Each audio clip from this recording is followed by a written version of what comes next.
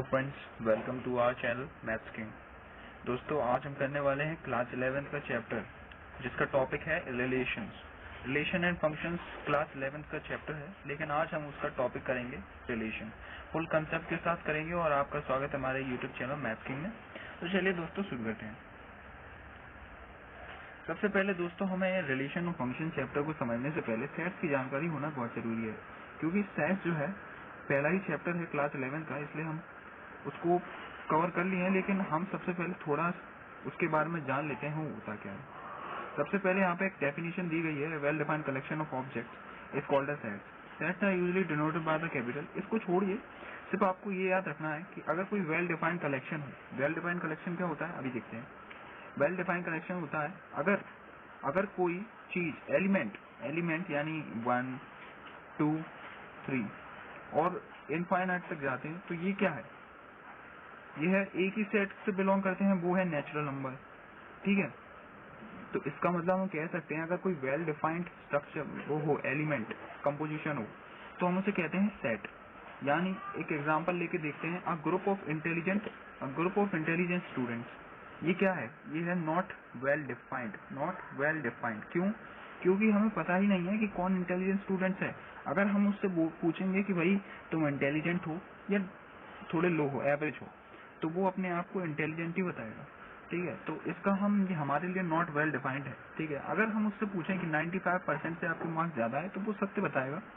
तो इसका मतलब है ये वेल डिफाइंड स्ट्रक्चर है। ठीक है, तो यही जो है, इसमें जितने भी एलिमेंट्स आएंगे, जितने भी बंदे आएंगे जिनके नाम आएंगे, यानी जो नाम ले लेते हैं कि कुनाल वगैरह सब जो भी है, तो वही हमारा क्या हो जाएगा? सेट हो जाएगा। सेट उसे ही कहेंगे। तो चलिए देखते हैं, ये आपको समझ में आ गया है। ठीक है, अब थोड़ा आगे चलते हैं। ऑर्डर पेयर बहुत जरूरी है दोस्तों, क्योंकि इसमें एक कंडीशन होती है ये वाली। ये आपको पता ही है, अगर आपने कोऑर्डिनेट ज्योमेट्री पढ़ी हो तो आपको पता ही होगा कि अगर ये कोऑर्डिनेट इसका है और ये कोऑर्डिनेट इसका है, ठीक है, तो ये दोनों पॉइंट इक्वल नहीं होते। अगर ये इक्वल बताते हैं कि a, 2 b is equals to b, a, इसका मतलब क्या है कि a is equals to b बता रहे हैं, है ना। बट यहाँ पे ऐसा नहीं है, पहले ही बता दिया गया है कि जो है ये वाला सेट और ये वाला सेट बिल्कुल अलग है, नॉट इक्वल। तो इसका मतलब ये जो पॉइंट है वो भी इक्वल नहीं होंगे। ऑर्डर पेयर यही है बस। ठीक है, इसको लेकिन एक बार पढ़ लेते हैं। A pair of elements written in circular bracket and group together in a particular order, then such a pair is called an ordered pair. ठीक है, चलिए आगे बढ़ते हैं। अब ये दोस्तों बहुत इंपॉर्टेंट चीज आ चुकी है, Cartesian product of two sets. सबसे पहले तो हमने देखा कि सेट होता क्या है। उसके बाद हमें अगर ये बताने को कहा जाए कि अगर a मल्टीप्लाई b, यानी अगर सेट्स के मल्टीप्लाई करें, प्रोडक्ट निकालें उनका, तो क्या होगा? तो चलिए देखते हैं इसका होता क्या है। तो here the product sets can be two types, यानी जो प्रोडक्ट है सेट्स के वो दो प्रकार के हो सकते हैं। सबसे पहला तो a मल्टीप्लाई b और b multiply a। Multiply b में अभी बताता हूँ होता क्या है। a मल्टीप्लाई b में होता है कि अगर a सेट में मानते हैं अपन 1, 2, 3, ओके, और b में मानते हैं 1, 2। ठीक है, अब उसका होगा क्या? देखिए, जैसे यहाँ पे एक एग्जांपल दिया गया है, मैं इसी को मान लेता हूँ, उसे अभी छोड़िए। तो सबसे पहले होगा क्या कि हम इसको ऐसे लिखना चाहिए। कैसे? ऐसे। सबसे पहले a का, क्योंकि ये जो है पहले a आया है, तो हमें क्या लिखना पड़ेगा? a का एलिमेंट a मल्टीप्लाई मतलब a, 1। ओके, तो ऐसा करना पड़ेगा जब तक खत्म ना हो जाए, a, 2। क्यों? क्योंकि जो पहला एलिमेंट है a का, वो इन दोनों से मल्टीप्लाई हुआ, इनके साथ एक एलिमेंट बनाएगा, एक ग्रुप बनाएगा, उसके बाद दूसरा एलिमेंट ले आएंगे जिसका नाम है b।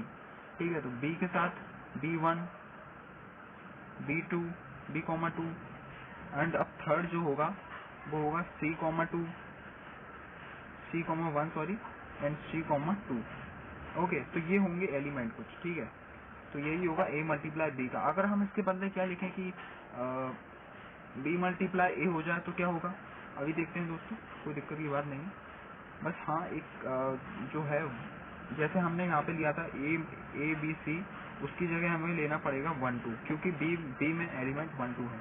ओके, जैसे यहाँ पे अगर मैं लिखूं कि b मल्टीप्लाई a करो, तो क्या होगा? सबसे पहले तो ये ब्रैकेट लगाएंगे, उसके बाद लिखेंगे 1, A। क्यों? क्योंकि हमें B सबसे आगे दिया गया है और A जो है पीछे है, तो हमें B का एलिमेंट जो है वो फर्स्ट लेना पड़ेगा और जो A का है वो सेकंड लेना पड़ेगा, और उसके बाद करेंगे A मल्टीप्लाई B, मतलब 1 मल्टीप्लाई B 1, C, एंड अब लिया जाएगा 2, A, और ऐसे कर करके पूरे अपने पास आ जाएंगे। ओके, तो ये तो आपको समझ में ही आ गया होगा Cartesian product of two sets. ये मैंने लिखा है सेट बिल्डर फॉर्म में। सेट बिल्डर फॉर्म में आपको समझ में आ जाना चाहिए, क्योंकि A मल्टीप्लाई B यानी A B, ये जो कॉलम है इसका मतलब है सच डेट। सच डेट क्या मतलब है? Such that. A belongs to this set, यानी ये जो A एलिमेंट है वो इस सेट से बिलोंग करता है, यानी A एलिमेंट से A सेट से बिलोंग करता है। ठीक है, उसी तरह ये भी है। तो दोस्तों चलिए आगे बढ़ते हैं, ये तो अब कंप्लीट हो ही गया। अब इसमें एक और बात बताई गई है कि नंबर ऑफ एलिमेंट में क्वेश्चन बहुत पूछे जाते हैं, चाहे वो आपके बोर्ड्स के ना हो। बोर्ड्स तो नहीं होंगे 11th में, कोई दिक्कत की बात नहीं है। Number of elements in Cartesian product of two sets. इसमें दोस्तों अगर आपके पास A सेट में कितने एलिमेंट हैं? P हैं। P क्यों? एक काम करते हैं, 3 मान लेते हैं, ठीक है, और B एलिमेंट B सेट्स में है 2, तो कुल मिला के जो एलिमेंट बनेंगे A मल्टीप्लाई B के, वो कितने होंगे? वो होंगे 3 मल्टीप्लाई 2, यानी इसमें जो इतने एलिमेंट हैं और इसमें जितने एलिमेंट हैं उनका प्रोडक्ट, दैट इज 3 मल्टीप्लाई 2 6। मैंने अभी एक एग्जांपल करके दिखाया था कि इसका जो है, इसमें कुल मिला के 6 एलिमेंट बनेंगे। 4 तो यही बन चुके हैं, अब 2 और निकल के आएंगे, वो होगा हमारा पूरा निकल के आ जाएगा। तो ये इम्पोर्टेंट बात है, इसको आप मार्क कर लीजिए। अब चलते हैं रिलेशन, जो कि बहुत इम्पोर्टेंट है, इस वीडियो का संक्षिप्त में बात करेंगे। तो रिलेशन, आप 2 सेट्स के बीच में एक रिलेशन हो सकता है, चाहे वो 2 नंबर्स के बीच में हो, 2 लेटर्स के बीच में हो, मैथमेटिक्स में ऐसा ही होता है। ठीक है, तो अभी मैंने लिखा है ये सेट बिल्डर फॉर्म में। सेट बिल्डर फॉर्म में सबसे पहले बोल क्या रहा है? A, B such that A belongs to set A and B belongs to set B। अब बोल रहा है A square is equals to B, यानी हमें रिलेशन, ये जो है रिलेशन बता दिया गया है कि भैया ये जो है, मैंने इस विजुअल फॉर्म में लिखा हुआ है, ठीक है, तो ये जो है इसके बराबर है। इसको कर देते हैं, क्योंकि क्या कहा था हमने कि A square is equals to B, A square equals to B, यानी इसका स्क्वायर इसके बराबर है। तो क्या हो जाएगा? पहला हमारे पास आएगा 1, 1। ओके, अब दूसरा कौन सा होगा? 2, 4। क्यों? क्योंकि ये जो है A है और इसका स्क्वायर क्या होता है? 4 होता है। तो दूसरा ग्रुप आ जाएगा 2, 4। और तीसरा होगा ये। क्यों? क्योंकि ये जो A है ना, ये A से इस सेट से बिलोंग करता है, तो इसका स्क्वायर जो होगा वो होगा 9। तो क्या होगा तीसरा एलिमेंट? वो होगा 3, 9। अब ये बात हमें समझ में आ चुकी है कि भाई होता क्या है रिलेशन भाई इन दोनों सेट्स के बीच में होगा रिलेशन। ठीक है, और जब अगर हम बात करें कि भाई इसमें से जितने भी रिलेशन है, यानी रिलेशन अगर इन दोनों सेट्स के बीच में है, तो मतलब इन दोनों का सबसेट होगा। मल्टीप्लाई करने पे जो सबसेट आएंगे उन्हीं में से कोई सेट होगा। यानी एक और बात समझते हैं, यानी A मल्टीप्लाई इनका जो प्रोडक्ट होगा, जितने भी सेट्स आएंगे उनमें से ही इनका कोई रिलेशन होगा, वही होगा, सबसेट होगा इनमें से। ठीक है, समझ में आई? रिलेशन देखिए, मैंने यहाँ पे एक बताया कि 1, 1, 2, 3, 2, 4 एंड 3, 9। तो ये जो है A है और ये है B, यानी क्या बोला था? A square is equal to B।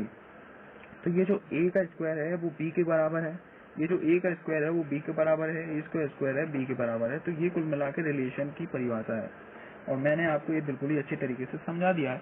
अब दोस्तों मेरे को ये वीडियो खत्म हो चुकी है। अब मेरे को उम्मीद है कि आपको ये पूरा कंसेप्ट समझ में आ गया होगा, और अगर आपने सब्सक्राइब नहीं किया हो हमारे चैनल को तो प्लीज़ सब्सक्राइब करें और वीडियो को लाइक भी करें, शेयर भी करें। धन्यवाद दोस्तों। हमारे यूट्यूब चैनल को सब्सक्राइब भी करें, और एक हमारी वेबसाइट भी है जिसका नाम है फिजिक्स लवर। आप उस पर जाएं और हमारी स्टडी मटेरियल को विजिट करें और देखें।